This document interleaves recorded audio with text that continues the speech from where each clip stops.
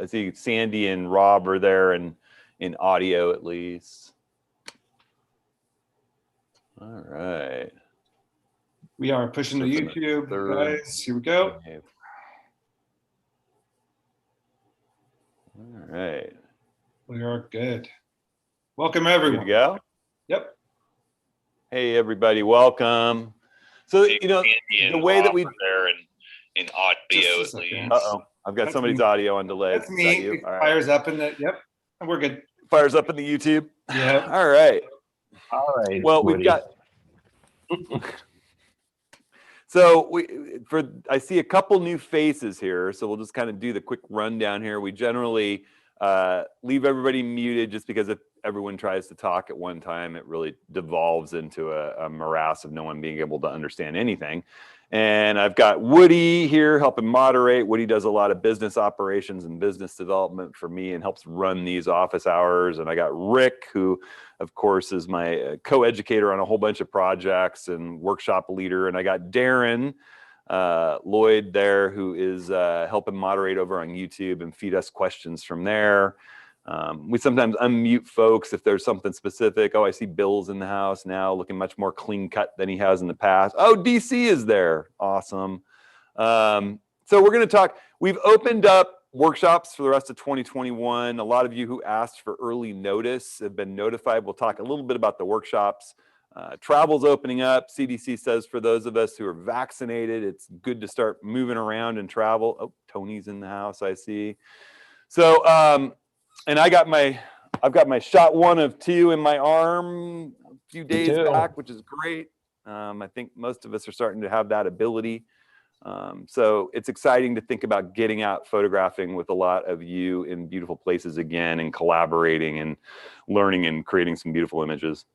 And then we'll talk about the images that you all submitted and share some travel tips and just have a kind of a general conversation, if that sounds good to everybody. So we just put up on the website the Brookings workshop in late August, and we had so many people excited about that workshop that basically the time we launched it, it was essentially full. So many people said, just, you know, take my deposit, or, you know, they said just send me an invoice and hold my spot. I don't care what it costs. So we didn't take advantage of that. We priced it normally, but that one's up. If you want on the waiting list, maybe somebody will drop out, but it's full. And then we have Yellowstone, October 1st, right? Yeah. Is that right, Rick? October 1st, Oh, Yellowstone. Yeah. Yeah, for 5 days, and that's going to be a really special one. Lots of wildlife, you know, waterfalls, big open country, whatever we find there. And we'll be traveling around in El Jefe plus a minivan. David Archer is going to be coming with us, Rick and I. So there's going to be a really small student to instructor ratio, which is great. And then all 3 of us are moving down to Jackson, and we'll start the Jackson, the Grand Teton workshop October 8th, is it? Sounds I think. Right. Yes. October 8th. October 8th. And these are all another 5-day workshops. These are all 5-day workshops with Rick, David, and I. And that's going to be beautiful. Rick and I scouted these back in 2019, intending to do them last fall, and just had spectacular time. And then we drive down to Moab and we start the Moab workshop. What's the date on that? 15th. On my 15th. Yeah. And that one, you know, I think a number of you have been in Moab with me. We've done a whole bunch of Moab workshops. We have it really dialed in.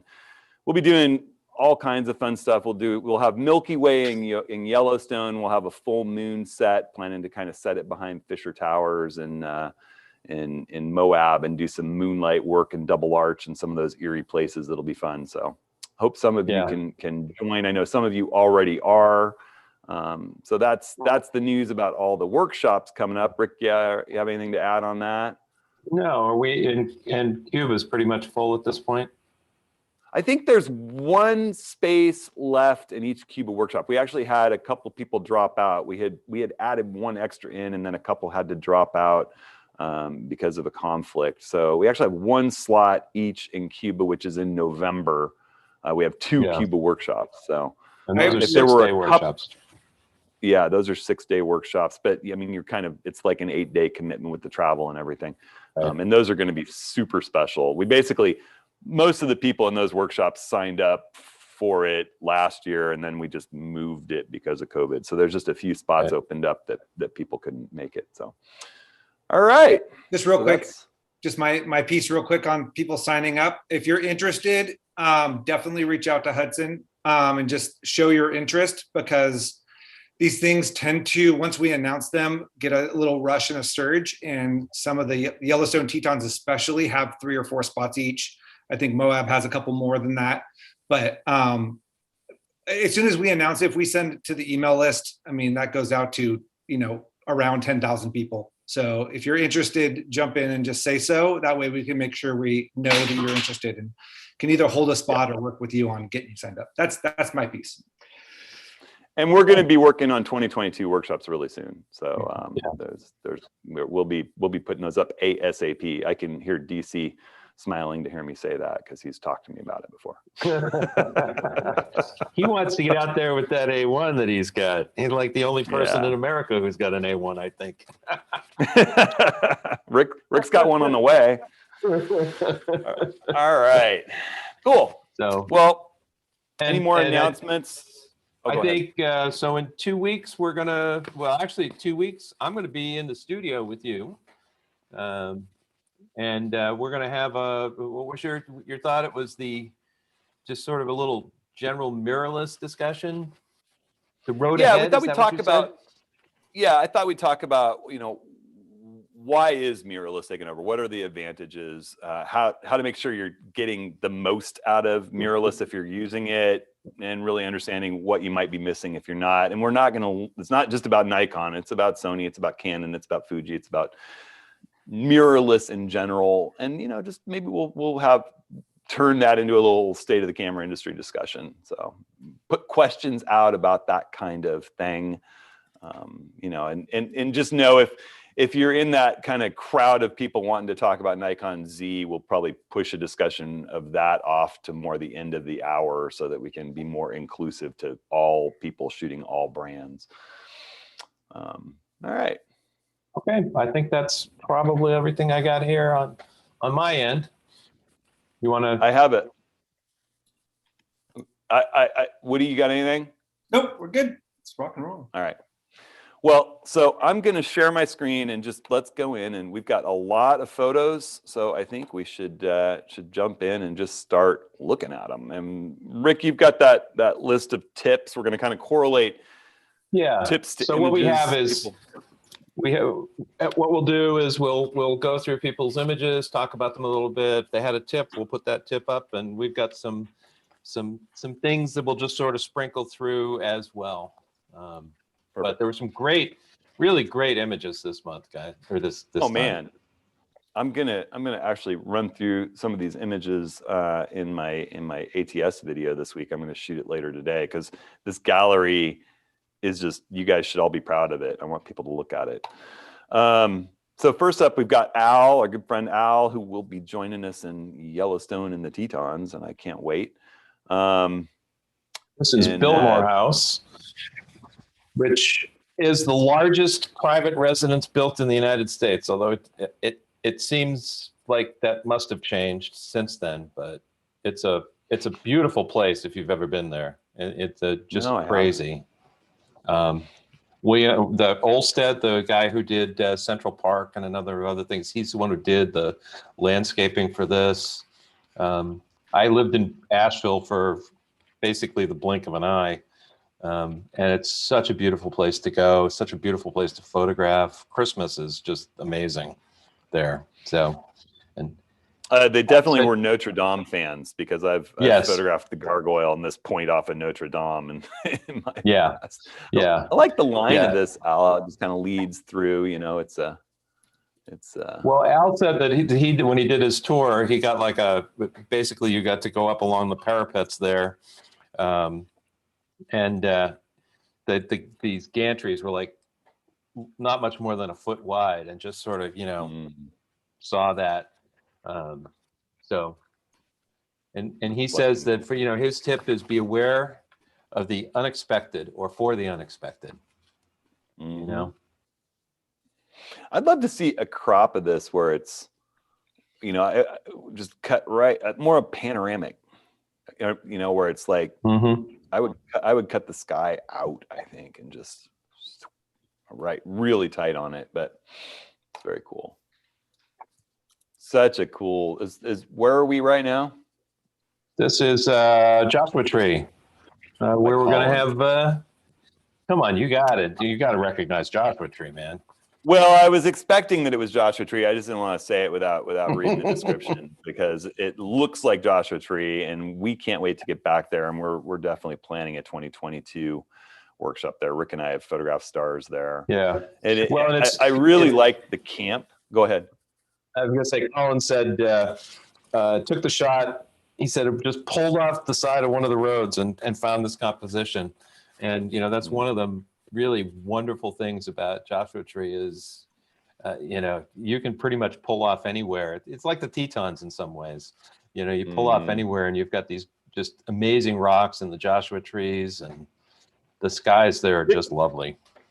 I had, for some reason, not spent time in Joshua Tree, and Rick spent a bunch there, and he was talking it up, and we decided, it was right before COVID, and was it in January or February we went?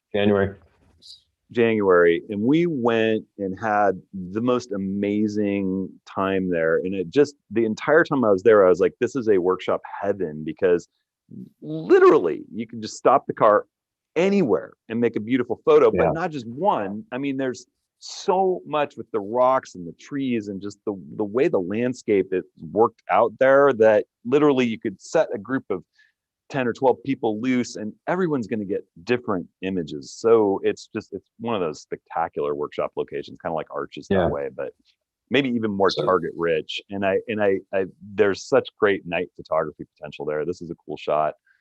Yeah. Really, really so cool. Colin's tip is you don't always need to take a ton of lenses to get great shots. He says sometimes having just a couple forces you to find compositions you may not have noticed or wouldn't have tried. And I think we've talked about that in the past, going out with just a single lens, a prime lens, or, setting your zoom at a certain focal length. But I think that's a pretty good tip, especially when you want to travel a little bit lighter, I think it's a good tip when you want to travel a little bit lighter, and also if you feel in a little bit of a rut, slap a different lens on there. When I was in Cuba, I traveled with my 105 1.4 on my Z6 on the FTZ adapter through the streets in the late hours, like on our way to dinners and just running around town in Havana. And it was amazing. I got some of my favorite photos with that single long lens. And here we have Darren's.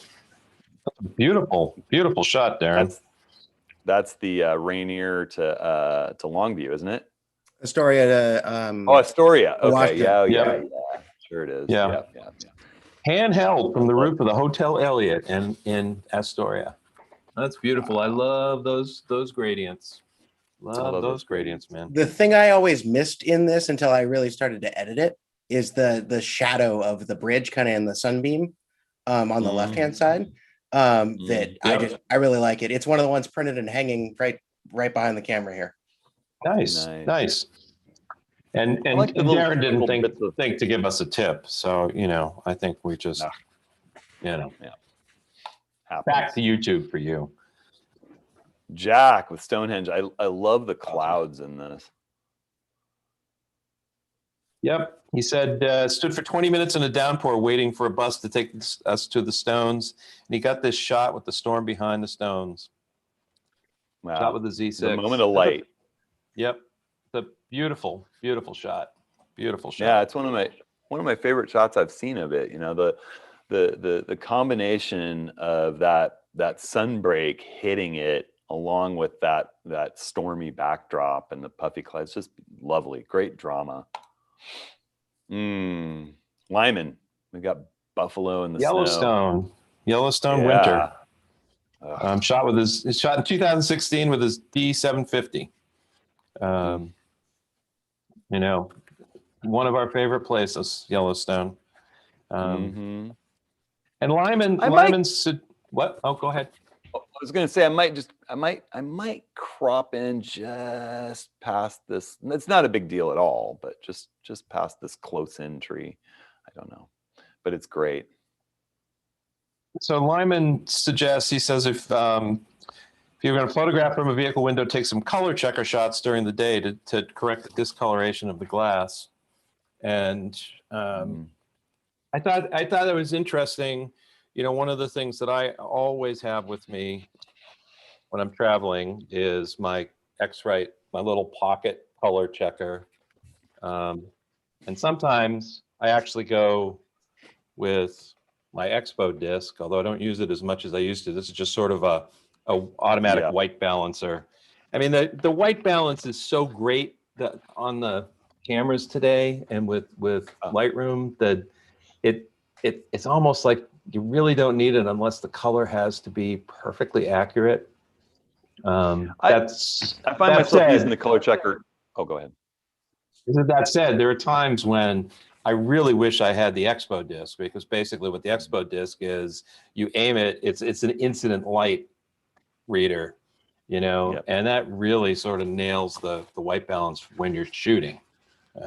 If I'm shooting a model or people in complicated light, like in a city where there's different colors of light, it's nice to have them hold the color checker for the first shot, and you can just click that and white balance it and sync them all in Lightroom. You know, the vehicle window, I'm a little confused with the tip though, because it you know, if there's a reason you can't roll the window down to shoot without the glass in front of you, I don't know how you get the color checker on the other side of the glass. So, but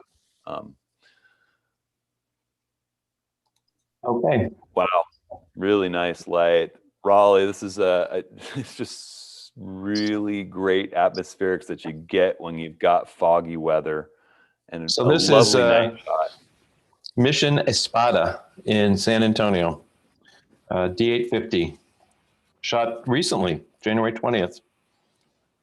Nothing I'd change about this photo. It's just beautiful. I like the composition with the tree in the lower left and the upper right, and your attention to where the posts are and each element in the scene. There's nothing distracting on the edges. The light's just right. Exposure's just right. I love the photographer setup in the foreground too.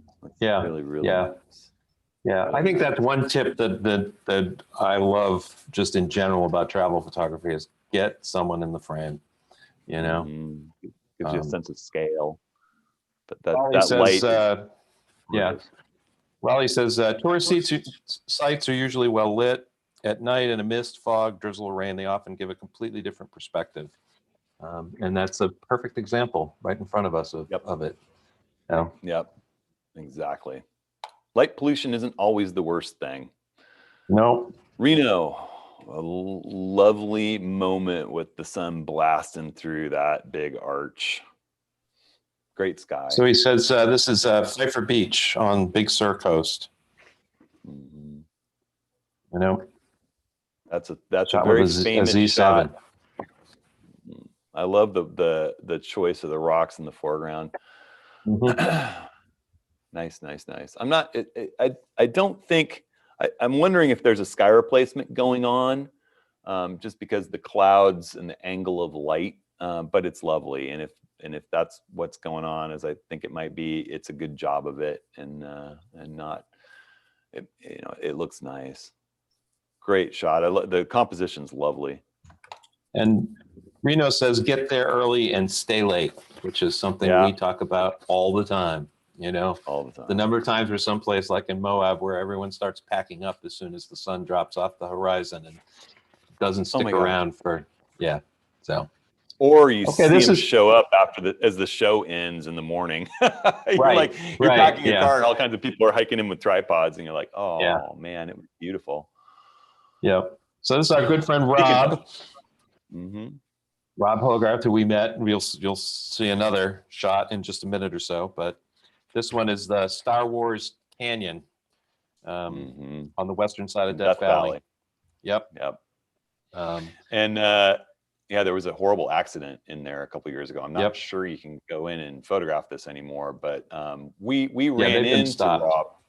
Yeah, we ran into Rob very, very early in the morning in Death Valley at Zabriskie Point. Yeah, and we were some of the first people there, and we had a workshop, and Rob just kind of joined in just naturally, and we had a great discussion and a nice time with him, and we talked about this king. And I think he sharpened the plane and added a little contrast in the plane. I'd probably back it off the surrounding canyon and actually work to make those edges in the background even softer to make the plane stand out more. It's such a cool shot. I love the heat wave coming off the engines and the what do you call it, where there's the blast of like, mist coming off the plane as it blasts through the air. It's an amazing shot. Yeah. And someone asked if that was an RAF Typhoon, and yes, it was, according to Rob. And he says that you can still go there, but flight ops are restricted to 1,500 feet above. Yeah, so it won't be that Star Wars canyon anymore. No. The Nat Geo Antarctica trips. Yep. So Winston says it's worth the money and time to visit Antarctica with the National Geographic Explorer. It says it's a working trip, but it's a great place. So yeah, I was really disappointed. I was set to go on a sailboat with 12 people, with the guy who's taken Planet Earth and Sebastian Salgado, and he's good friends with my friends John and Eva, to South Georgia and the Antarctic Peninsula. But then John broke his leg, and we haven't ever rescheduled that. But I can't wait to get there.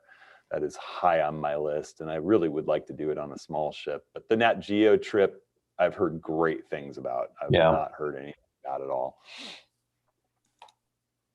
And this is our good buddy Bruce Wagner from Grand Canyon. He says it's an old, quote, film photo from 2001. So, and great memories. Great memories. And, that's one of the things is it's like, you got to remember when you're traveling that snapshots are just as important as sort of the setup shots, Yep. They really, really are. Bruce says sometimes you just need to sit and enjoy the scenery than work it. I think he's right. Absolutely. This is just, the sharpness is spectacular, Carl. This is a focus stack shot. I'm not surprised. He says, Morning Majesty and Crested. I don't know where Crested is. Crested Butte, maybe? Yeah, I don't know. Sony A7 III focus stack of 5 images. It's just beautiful. Nice. I love it. Is the foreground is just magnificent. It really, and that's really the thing, is. With a focus stacked image, you get, especially with our modern sensors, you get such a sharper image throughout because you're able to shoot it at that primo aperture like f8 or f11 and just keep that sweet spot of the lens working through the scene. The clouds are lovely. Great That's shot. a beautiful image. Beautiful image. Did he have a tip? Oh, no, he did not.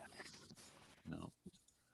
Well, this one, I love a little more sharpness in the foreground, but I love that the sky and the horizon line are as sharp as they are in the water. And yeah. I love the gradient from blue to orange to blue to orange. That's what's so cool in this shot. And you have just the right shutter speed for that flame licking around the log. It's really nice. Yeah. Great exposure. Third of a second. Said shot on Lake Superior, which is a beautiful place to shoot. Carl says he always uses an inventory list to choose what I will bring on a trip, and then put the list of equipment I bring into my camera bag. So it's a good idea. And it's a good thing to check when you leave that you have all of that equipment with you. Absolutely. As someone who lost a set of very expensive filters somewhere along the line in the last year, I was just going to say that if I'm shooting this shot, I'd be on the tripod and I would focus a shot here, right on the front of this fire pit, and then focus on the horizon and probably blend those two. But it's great. Oh, I know. I was there that morning. This is our good friend Dave. who's going to, along with Al, be with us in Yellowstone and the Tetons. And this was in Patagonia up on the, we were so exhausted that morning. We had a few things that we were out really, really late the night before, but these horses came rolling into the resort that we were staying at in Torres de Paine. They were driving them in, and I love this shot. And this is just emblematic of what's so special about Patagonia. I feel like, and I can't wait to get back there too. I feel like Patagonia is just, it's like stepping back in time to what the West must have felt like before it was settled. It's just, or settled. It's just little farms here and there, and it's so sparse. There are more sheep and horses than people, and special place. Special. And so beautiful. Dave's tip is, as soon as you're done and get back to home base, charge your batteries, even if you feel like collapsing. And I would add to that, one of the things we do every night when we're out on a workshop is we clean our gear. We use our little rocket blowers. I would always bring at least a couple of sensor swabs just in case. Make sure your stuff is clean. Last thing in the world you want to do is come back from a day and find out that you got a whole bunch of sensor dust that you could have cleaned out earlier in the day, and that you have batteries. Backup memory cards as you clean your gear, as you charge your batteries. Mm-hmm. One of the neat things now, though, most of the latest cameras, you can just plug a USB-C into your camera while it's in the bag and keep it topped off in between locations. It's pretty amazing. Yeah. Those are the newer ones, though. I mean, like the Z7 IIs, the newer Sonys do that. But you can do that with the Z7 and the Z6 as well. Most of the latest cameras you can do that with now, but the Z6 and the 2 and the Z7 II you can run on the tripod, say at night, or doing a long time lapse and keep it topped off as it's running. It can run off the battery, which is cool. But Harris. And this one's, I can never get this right. Halakila Sunrise. Haleakala. Maui. I thank you. Haleakala from Red Hill. Yeah. It's one of those things that last time on Maui, we were going to do it, and it was so cold up there that they were telling people not to go. I took a photo from up here on, I believe it was a Memorial Day Sunday night. And I was one of the last few cars. I had hiked into the crater. I was in a Dodge Stratus rental car, and there was a sunset like this. As the sun rimmed down, you could see, I think it's Lanai off the coast, kind of sticking up, or Molokai, I can't remember which. And I had this beautiful shot, and then the car door closed. The car was running, and the keys were in it, and all the doors were locked. And it was getting cold, and I was wearing shorts. I was at 10,000 feet. It's like Memorial Day Sunday, 36-mile twisty road up from the closest town. And so I was just sort of freaking out. And then this VW bus comes down with these two, kind of dreadlocked, cute teenagers in it. And I flagged them down, and they had a coat hanger. And I literally tied a piece of string to the coat hanger, got the door pried apart, wedged it down, and pulled my trunk latch. So this shot just reminds me of a very, very cold night where I was luckily able to get back into my car. So there's another tip: never lock your keys in the car in a remote location. Must be a photographer thing. I was in Valley of Fire with Sal Sincata on a sort of day workshop, and he did the exact same thing. And it was end of the day, so. All right. It's so easy to be focused on what you're doing. Lovely shot, Harris. Sorry to hijack it. Lovely shot. This is Ken Parent. Storm approaching in Puerto Rico. Oh, no, not Puerto Rico. It's at Lighthouse Point Park near Ponce Inlet, Florida. He said he would like to return to Puerto Rico. I'm going to be near Ponce Inlet very soon, visiting my in-laws and playing on the beach with my kids. I love the bird. I would love the bird too. My temptation is to say here, crop in just a bit. I don't feel like I need the space the forward, maybe just right here to this line. Yeah, I don't know that I agree. I don't know that I agree. Yeah, no. Yeah.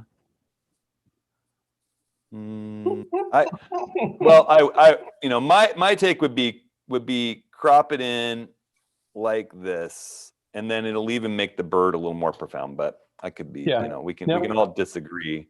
And it's not our photograph, so it's not our photograph. But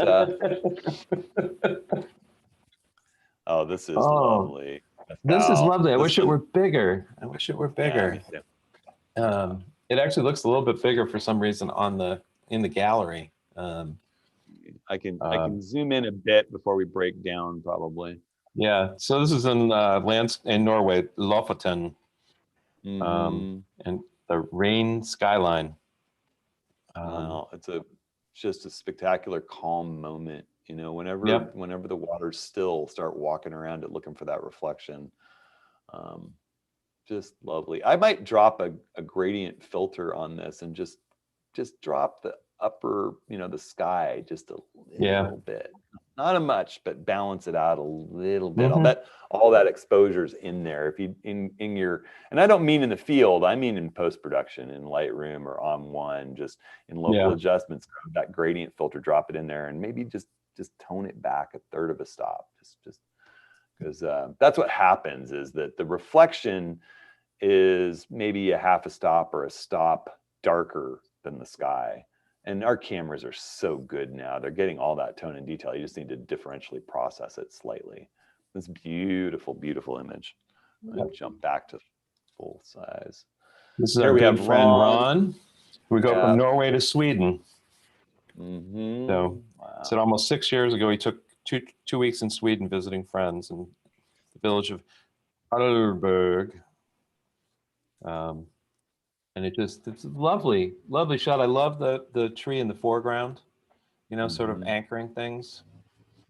It's got this bing, bing, bing, bing feel to it. It just does kind of pull you deep into the scene.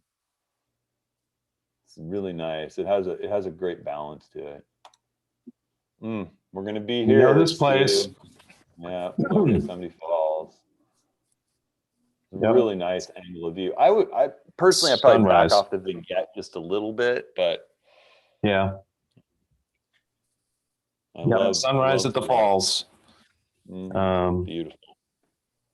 So he merged that as an HDR, used the 3 neutral density filters. Nice. A few years ago. But he talks about making sure that you get up early to go get the shot. A lot of people don't like getting up and doing dawn photography, but personally, I find that you have smaller crowds, a more dedicated photography crowd. It's just, there's something special about the dawn shoots for me. Unless you're at Mesa Arch. Well, I don't know that I'll be back at Mesa Arch. We're not going back to Mesa Arch. If you're interested in Moab, we're not doing sunrise at Mesa Arch because it's a zoo, and the people there are just not very nice. So yeah, it's become a bit ridiculous, and I like going to Mesa Arch actually in the evening. If you've got the right evening, it can be just perfect and nice, beautifully evenly lit light, and then we can show you exactly where to be at dawn. But I think we're done with going there at dawn. I love where the family is in this photo, Willis. This is the Yakina Bay Bridge. Is this the same bridge, Darren? Is this the same bridge? No. Yakina Bay. Where's Yakina Bay Bridge? This is down in Newport. Oh, okay. Oh, that's right. Yeah. Okay. And when I was planning a Newport workshop last year, actually, and I'll probably do one of those in 2022. This is a lovely bridge to photograph. It's often photographed. It's one of the few places on the Oregon coast where the eclipse was visible, and there were some neat eclipse photos from around this bridge. The thing about this shot is it's so different from other photos Yeah. I've seen of Unit Bridge. I think the composition is just beautiful, and it's all about that family strolling through on the path, and the framing is just, the timing and the moment is perfect. Very beautifully thought out. It's just great. Willis Willis says, if you plan on driving, schedule your maintenance before you go, which I would second. You know, make sure your vehicle and your tires are in good shape. As someone who carries a trailer around the country, you know, that you got to do. Oh yeah. All right. Remember the speaking of Death Valley, do you remember running into those two girls who were like hitchhiking back from the racetrack with the wheel from their rental car? Yes. That's the other thing. Don't do the racetrack road in a rental car. No. You really shouldn't do the full racetrack road, period. But you know. Well, no, four-wheel drive. Yeah. But you With should the have full size. at least one extra tire. Most of the guys in the Jeeps that I see have two. We asked for one photo. Yeah, go ahead. This is Rob's shot from that morning out at Zabriskie Point when we met him. Yep, we had we asked for one photo, but he said, "Gee, you might meet Hudson along the way out there." That was a beautiful dawn. Walter, this is just a really nice interior shot of the architectural details and the friezes. This is beautiful. San Marco Cathedral in Venice. Yep. Great angle. Yeah. Yep. 45 degrees. It's a beautiful shot. And really Walter's nice. Another person seconding the making sure you dump your memory cards every night. Oh yeah, and back up. Yep. Eugene. This is a Eugene Lago Marcino. Eugene Lago Marcino. Which so this is Mount Katahdin, Baker State Park in Maine. It's the only large mountain I've ever climbed in my life is Mount Katahdin. It's a beautiful area in Maine. Is this a pano? Do we know? Yes. This is beautiful. I had a person emailing me about panoramic crop sizes and how to think about it in the field shooting. And my response in the email was, I don't think about that in the field shooting. I make sure that I shoot far to the left, far above and far below and far to the right of what I want to capture in the scene. And that way I can come back and crop it to whatever I want. That's the beauty of a panorama. Right. You know, I mean, I have a general idea of what my scene is that I'm capturing, but I go far beyond left, right, and higher and lower so that I can crop in. I got so much resolution, and I really like the crop in this one. If you captured it straight up like this in the camera, great job. But I think this is probably cropped. It's a 5-image pano. Yeah, it's a beautiful shot. Yep, really, really lovely. So and he talks about making sure you're weatherproofed when you're out there. So good idea. And I would say that one other tip that I'll mention while we're talking about weather is one guy suggested that you grab those disposable shower caps from the hotel you're staying in to sort of help keep your gear dry. If you don't have those Optec rain sleeves, yeah, or any of the rain sleeves. Yes, exactly. Yeah. I carry rain sleeves, and when I go on a workshop to a place where I'm concerned about weather and water, that's one of the little handout in the grab bags, making sure everybody has one of those camera covers. You can have it so that just the hood of your lens is sticking out of it and your hands are up under plastic and no water gets on your gear. It's a great idea. So where are we now from Al Wilson? That is Hemingway's Hotel in Havana. I thought we were in Havana. Al says that they went to a hotel to buy black market cigars, lost their wives, ended up on a rooftop bar, found the wives, found the cigars, and had a great day. And he said this is one of his first successful panoramas. Really nice. We will, Rick and anyone else on the Cuba workshop will be in a Havana rooftop the very first night we're there, and it's a lovely, lovely experience. I can't wait. I love it there. Elaine. This is Alain. This is Bogota at 10,000 feet. I hear great things about visiting Colombia now. Yep. I love the shadow of the clouds playing out across the city in this. It's one of those where if you just wait for it, you get the right moment. They're perfectly placed in here and they add so much interest. I'd love to see the again, you know, as I talked about with the gradient filter, a little local adjustment work here to just darken the sky a bit.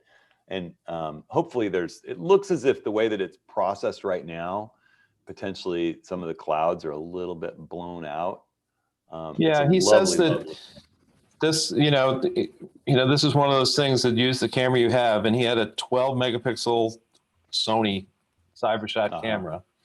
Oh, well, there you go. You know, and so still a spectacular image, and it would look beautiful printed, you know, in a frame print on the wall. You just make sure that some ink gets laid down in those spots. It's lovely.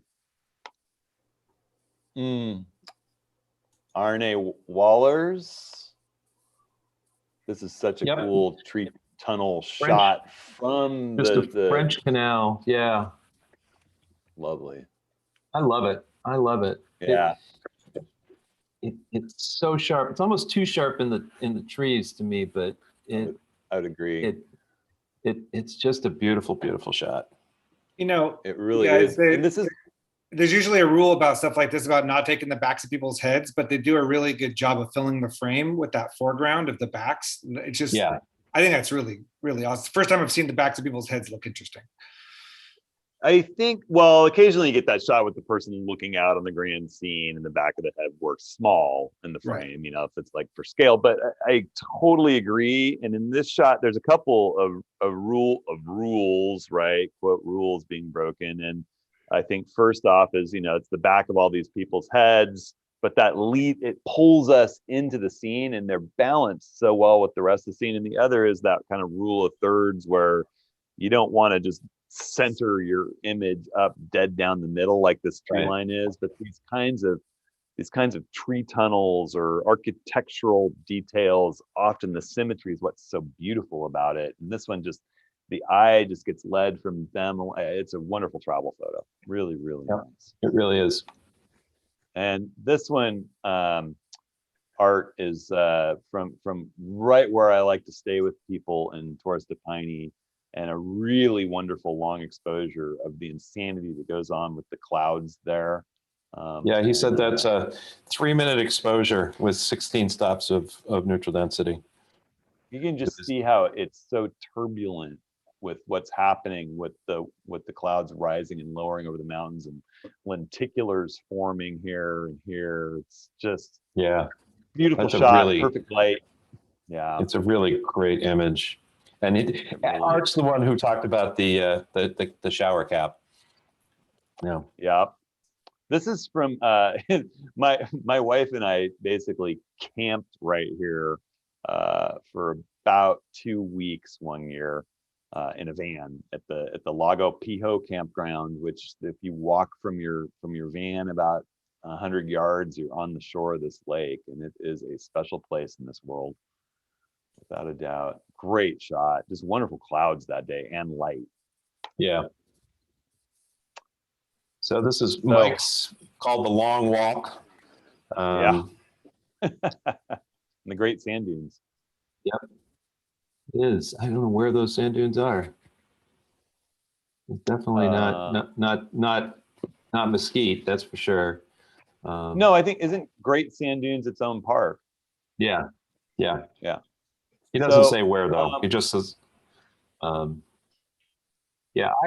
would if I had the chance to shoot this again, I would not have the foreground moss, the little thing, and I would actually shoot up a bit. I'd step forward. It's a lovely shot. Cloud. Yeah, but it is a lovely shot. Exactly. I'd like a little more sky and cloud. Yeah, I think that. Yeah, and Mike's one of those who, like us, it's like, do some planning with things like photofills, the photographers at Faramis, print things out for places you're going to be where you might not have cell service. do things like if you're going to use Google Maps or something like that, store them on your phone. Yep. There's a lot of stuff you can do sort of before you even get to your place. So Yeah. I have a good GPS piece of software for Android that I basically download maps of where we're going and put points of interest. And then there's Sun Surveyor, which has those sort of photo highlights of interest stored into its. And the great thing with I think both Photo Pills and Sun Surveyor is as long as you've got GPS, they'll give you the data that you want on the sunrise and sunset. And that stuff's not all that data intensive, so it downloads it way out in advance and it has it for you with locations of the moon and Milky Way and sun and moon and when. So those things are so great to have and research in advance. Holly, Massiful, this is just a gorgeous sunset or sunrise. in sunrise in Wisconsin. She says, always remember to pack an extra charger.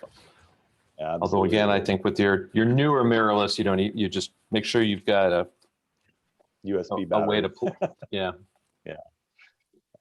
Pretty amazing. Great color in the sky. Sometimes these sunrises don't even look real.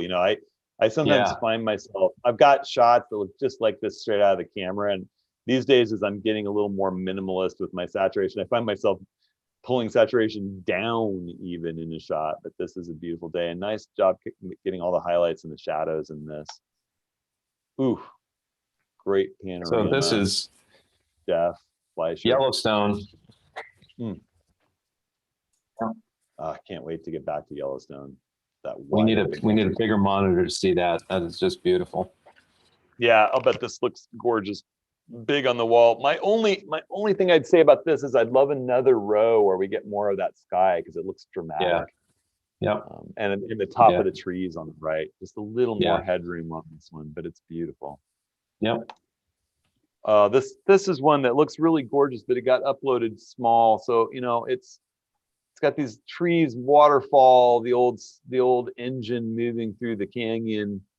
I like the line of the trees, but it's a little small. So we'll have to work on the John Constantine. This is it looks like a lovely image. It just got uploaded smaller than the 2000 pixels. Did John have a tip or anything? He says, if you're traveling with someone, have agreed upon times when you're going to be a photographer. Keep a balance. And that's especially true for those of us who are married, and then doubly true for those of us who are married with younger children. And I find that, I now kind of treat my vacation trips as, if I'm with the family, I'm going to get less sleep and be up really early before them, stage everything, have the bag either, right by the door, my clothes in the bathroom, slip out, get changed quietly out the door, let them sleep. And then be less concerned about sunsets and more with my family and just enjoying the scenery. This is a beautiful infrared from Keith Martin. With shot with a Olympus with an infrared conversion. So nice. He says there's a sunbather in the image. I'm not quite seeing that, but I don't either. But I love the path leading in, and the clouds and the trees are just lovely. I might zap, I don't know all of it, but just this little bit right in here be really easy antenna wear fill, but it's lovely. And Keith says his tip is not original, but just sort of remember to slow down. Yeah, indeed. Take a deep breath. As I say to my toddlers. So Les Greenberg, this is the old bear. Alaska, Yeah. Is this a pano or just it's probably a crop? I'm going to guess it's a crop. You probably don't set up and take the pano with the bear in the scene. Said handheld. Oh, no. Just says take them with a Lumix G7. It's a lovely image. I might. He says he tries to get at least 3 exposures of every subject when he's shooting. That way he figures he gets one sharp. I guess if you're on the move, that's probably a decent way to work. Yep. This one's an interesting one because the mountains, frame this. So it's like the mountains are so perfectly set in this, and the bear's just a little dead center.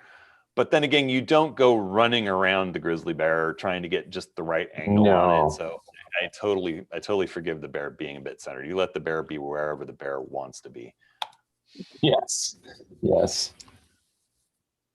Matt Gravelo, this is a sacred tree in Thailand. Nice shot. He says, I have a love-hate relationship with this picture. It represents travel for me, and some cultural references that are far from what I'm used to. But he didn't take enough time to compose, and the scene was really messy. I like it. I think that's part of what makes it. Yeah, I agree. I really like it. I feel like it might be a little bit too much vignette on the sides, or it might just be dark. Yeah.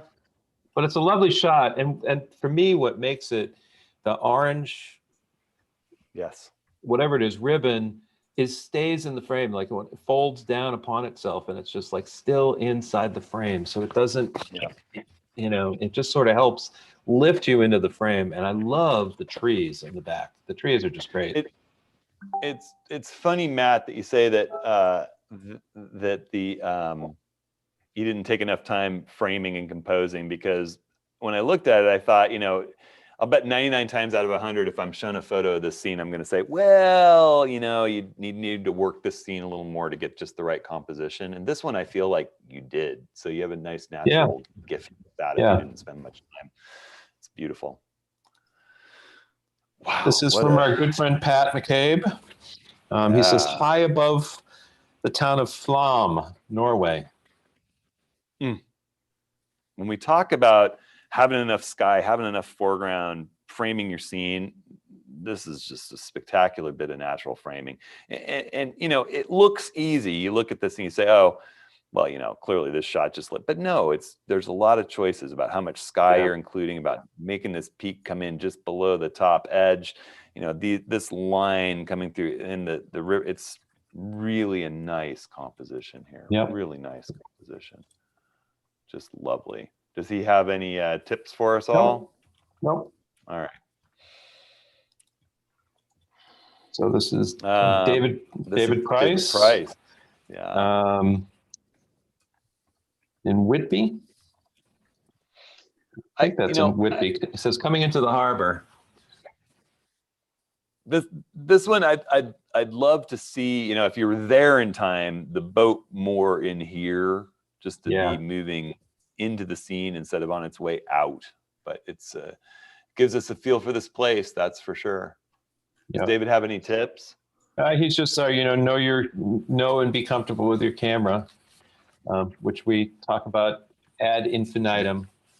Ad infinitum. One of the things that I would say about that, though, is, the two things that you should make sure you really know about your camera are the autofocus modes and how to use them, especially if you're in an area where you're shooting landscapes and you're also shooting people. And then use your custom modes, those C1, 2, 3s, so that you can set up for snapshots. That's, just aperture priority with auto ISO set to a decent level, a landscape mode and a pano mode, so that you can just sort of zoom from different types of situations quite easily. I'm in love with the custom modes on my cameras. Yeah, me too. Another one of these tree lines, keep it up kind of the center, but then with the path and the straight line, putting it a bit on the bias and diagonal is really, really nice job with this. This is Rich Purdom. And Oak like Alley Plantation. Yeah. Lovely shot. I was here for this, Tobey.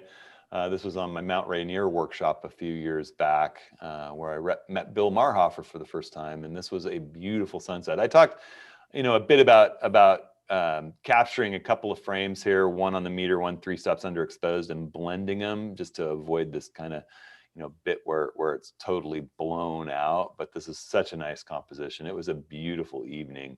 Mhm. And the processing's nice. I love the backlit little, Yeah.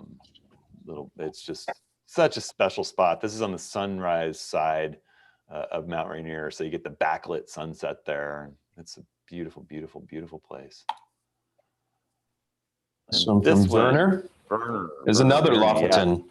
Oh, yep. I'm going to see if I can blow it up a little. It's got a painterly feel to it, doesn't it? It does. It's just lovely. It's just lovely. Yeah, this one's really, an artistic edit and beautifully done.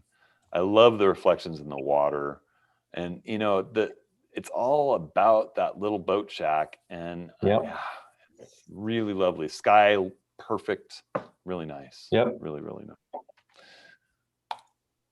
And this is from our friend Ade, who has the same tip you do, which is if you're traveling with your family, get up early, go shoot, and to be back before they wake up in time for breakfast. So this is Iceland. I'm not even going to try and pronounce what it is, but he says sunrise at the black sand beach. I've seen similar photos. Yeah, this one's really nice. You got a good sunrise. I've seen so many images of the gray day with the pieces of ice because they're there, but the weather didn't work. So nice job. Yeah, lucky lovely. to be there. Here's Charlie Johnson. This is a very, very famous spot where on the Great Migration, the wildebeest and the zebra have to cross, but there are Nile crocodiles, and so it's a seriously dangerous spot for them. And Mara Crossing. Yep, the Murray Crossing. Our good friend Charlie is not with us today because he's getting his second vaccine shot. So said to say hey to everyone. Whoa. All right, DC. Let's look a little bit bigger. That's a patient bear watching for dinner, it looks like to me. I love it. Yep, watching for salmon, Silver Salmon Creek, Alaska. I can't wait to be out in the field with you again, DC. No, we've had a lot of good times, and I can't wait for more either. Really? Dennis, Fiji. Dennis, I wouldn't mind spending a bit of time right there. Good job capturing it. Yeah. What's more to say? Yeah. Love it. Yeah, it's a lovely sort of snapshot moment in time. And Randy Hergenruther. Yep. It might be female names. So this one's taken in Banff in Alberta. It's really, really beautifully shot. I mean, it's a wonderful animal portrait, if I say so. Yeah, and I grew up on a farm south of here in Oregon, and my mother always had sheep and goats, and it's this is a wild goat, obviously, but it has or it's actually a bighorn sheep, isn't it? It has that just wonderful, wonderful, like serene feeling of a goat at rest and peace and not the least disturbed. Clearly well habituated to people. Yeah, I was going to say, it looks like it's sitting on the side of a pathway. So, Sandy, this is a great shot in South Georgia. I know you. I don't know if you composited the bird in. If you did, it's a nice job and it adds to it. Wow. Yeah, the bird is really great there. He says the bird is not composited. Woo! Even better, Sandy. Also, the backs of heads again, which it works. She's probably offended by that, I would say. No, because Sandy loves to do really high end. I know she does. I know she does. So I'm teasing. She's good at it. Yeah. Yep. Bill Peak. This looks like some parts. Go ahead. Big Sur. Yeah, it's that big building or the big bridge there. Yeah. Not far from where the condors soar. So Bill's got a Mavic 2 Pro, it looks like. And what he's been doing is he's shooting video and then just pulling stills from the video. That That's kind of his Well, tip. you don't- Is that You don't necessarily get the same resolution. Some of Right. them maybe, you know, it depends. If you're able to be shooting really good still 4K, you can get a pretty reasonable still from it. If you're Yeah, a that's what you're 1080 shooting. drone flyer, yeah, if you're a 1080 drone flyer, you're going to get much less. But still, I think that the Mavic 2 is going to shoot a little higher quality still in still mode, but this is pretty nice. Yeah. Well, and actually, Bill, one of the things he was talking about was that the switching back and forth between video and still. There is a difficult. way to set your controller up so that you can sort of just automatically go back and forth between the two. So Yeah, with the Mavic, it should be left button, right button with your fingers on the Yep. back of the controller. So, and here we have Bill Tucker. Ecuador. Interesting. Yep. The Joker and the Marvel characters there. He said If you could these skip a little- paper mache on. statues are for sale and they're burned at New Year's, celebrating the end of the old year. So Interesting. yeah, it is very Well, interesting. It's an interesting scene for sure. Yeah.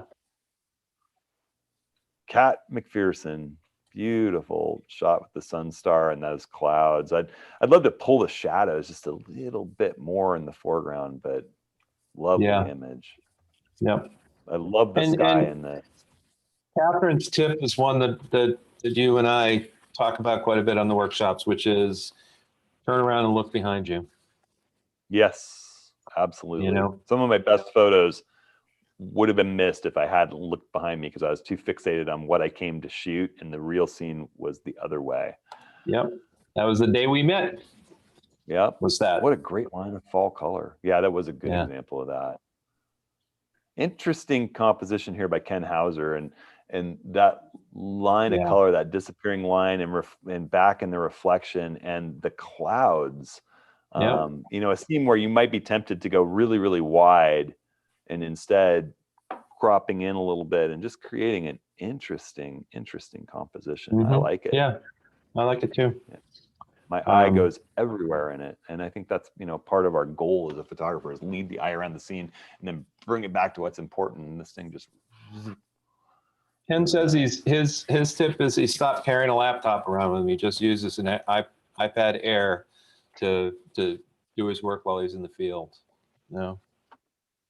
And we saw that for the Is first one- time in the Moab workshop a couple of years ago, right? Yep. It was one of the guys had an iPad and was using Lightroom. Well, you have your tablet and you use Snapseed to sort of get stuff together, but was CJ in Palouse first or was the Moab workshop first? One of the two. I don't remember. But yes, it's absolutely possible. I love the minimalist of this Ron Comstock. Yep. I love this shot. The lighthouse is in the perfect spot. Yeah, it's lovely. I love the post-sunset pinks. Beautiful. And Gary Charlack. Yeah, we've Yep. seen this shot before during our long exposure project when we were looking at images and favorite images, and it's a beautiful street scene shot and travel photo. Yeah, the one up top, the sort of black and white photo ad is just, it really sort of helps make this photo. Yeah. And the composition is great. Was this? I'm trying to remember. Was it in Hong Kong? Hong Kong. Yep. Yeah, that's what I thought. Yep. You know, and Gary's like, you know, sort of that same thing. Turn around, look around. You know, you might be looking for one shot, and turns out that you've got a completely different shot and a better shot. So, I love the light and the processing in this. Barry Yarkin. It's just got a nice kind of still life feel of clearly, you know, an old. This is a winery, I'm guessing, right? yeah, actually, I don't have that one on my list for some reason. So, oh, it's beautiful. Really nice. It's a beautiful shot. Yep, I love the textures in it. And Camille, we've got the two deer crossing right here. It's nice. I would back the sharpening off just a little bit, but the composition and the moment are just perfect. Well, and so this is in Bali, and his tip is kind of it was shot with his Pixel 4 XL, and as he says, it's like it's that old adage: the camera you have is the best camera you got. Yeah. Yep, absolutely. I would shoot the Pixel, any of the your cell phones if you can in RAW though, and that way if it does do a little bit of over sharpening, you can grab the RAW file and choose the sharpening level you'd like. Just get that raw data. This is Terry Lapatino, who's going to be in Brookings with us in a place that I love and have photographed a bit myself, Portland Head in Maine. Yeah. A really, really lovely shot of it. The sky was just beautiful for you, perfect for it, and getting the light just in the right spot. Really nice exposure. Beautiful shot. Fill in the frame. Here we got Tony Roberts. Home of the riffraff. Yep, the barge in Newport. There you go. We had several Newport shots, and it's nice because it's a COVID moment too. Facial coverings required. Definitely tells a story of the time and the place. And Tony's tip is just give yourself permission to get lost, which I think is a great one. Not in Death Valley. Wayne Webb here. Yeah, no. Wayne Webb, here we got a really nice, another minimalist kind of night photo, and I'm often saying, that hour when everything goes inky black after the blue hours faded is not my favorite time to be out photographing cityscapes and nightscapes, but here's a really well done one where just negative space and those reflections bleeding down to the lower edge. I love the line of that. I love the fact that the lights are different tones. It's not all, one color. It's just purple, green, red. Yep. Beautiful. Beautiful image. And then finally, I threw in one of my own favorite travel images. This is when Stacy and I were actually on a trip to visit a good friend of Rick and ours for their wedding in Greece. And we went through southern Italy and we did a big hike up above the Amalfi Coast. And Stacy was just a little bit pregnant with our first youngin' pike. And just the light and the feel and the place. And, you could say zap that power line and that bit of blue sky, but it's one of my favorite travel photos and just captures that place and the antiquity of the steps in that wall. So, travel photos can mean something to everyone, or they can mean something, more just to you and your family. Yeah. But I just have to say, for everyone who submitted images to this gallery, it was a spectacular gallery. Lots of great tips. Fun to look through everybody's eyes and start kind of salivating about getting back out there, traveling, taking pictures, and doing it together in groups again. I cannot wait. So I saw there was a question about whether I still have plans for doing an astro class, including post-processing. And I intend to do sort of a short course on shooting night star images in the weeks ahead, not very long. So what do you get ready for that? We're going to be putting something up. And my class is going to drive off of the fact that over years I have loved to shoot stars, and it's gotten better and better and better. And I've tried different techniques. And for me, the best thing yet by far, by a landslide, is the star tracker. And despite having this small object you have to bring with you and having to spend extra money on another device, it's cheaper than buying the kind of lens that you need for other types of really good quality star photography, because it opens up the world of using a lot of the lenses that you're already using to do, and it just creates awesome results. So I'm going to focus in on that, and then we'll talk about post-processing in it. So that's coming. I'm working on it. Such fun stuff. So great to look through everybody's eyes at all those images today. I really enjoyed it. So thanks everybody for contributing.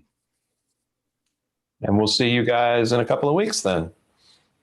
Yeah. And we'll talk about mirrorless and the state of the camera industry and all that kind of stuff. So bring questions about that, submit questions about that. Woody, you got anything to say? Nope. Thanks for joining, everyone. See you next time. Hey. Take care, everybody. Thanks again. Thanks, Darren. Thanks, Rick. Thanks, Woody. Thanks, everybody. Thanks, everybody. See you guys in a couple weeks.